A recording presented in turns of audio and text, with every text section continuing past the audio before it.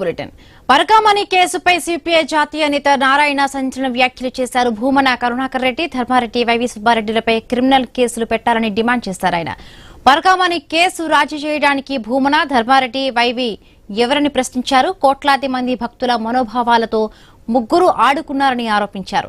CID విచారణలో అబద్దాలు చెప్తున్నారన్నారు. కేసులో భూమన ప్రమేయమే ఎక్కువ ఉందన్నారు నారాయణ. భూమన నీతి వ్యాఖ్యలను ప్రజలు నమ్మబోరన్నారు. మాజీ ఏబీఎస్ఓ సతీష్ కుమార్ ను హత్య చేశారని మండిపడ్డారు.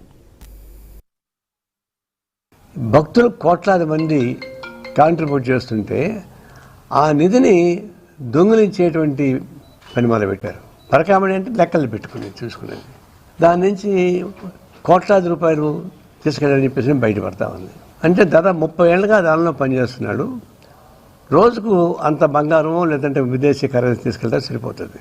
అప్పుడున్నటువంటి ఈఓ ధర్మారెడ్డి, తర్వాత chairman, member, MLA member Karunakar Reddy, వీళ్ళంతా కలిసి రాజీ చేశారు. ఇది బొట్టుపల్లి పంచాయతీ. ఇదేమన్నా దేవుడు సొమ్ముని అపహరించిన వాడిని పట్టుకొని రాజీ చేసి మేము రికవర్ చేసామని చెప్పి చెప్పుకుంటున్నారు. సిగ్గుండా అలా కొంచెం అన్నా. దేవుడు సొమ్ముని దొంగిలించిన వాడిని పట్టుకొని కేసు పెట్టి చేయకుండా రికవర్ చేసుకుని కేసు విముక్తి చేసి పట్టుకొని సీఎం ట్రాన్స్ఫర్ చేసి పారేస్తే ఇంతకన్నా మీకు గౌరవం ఉంది.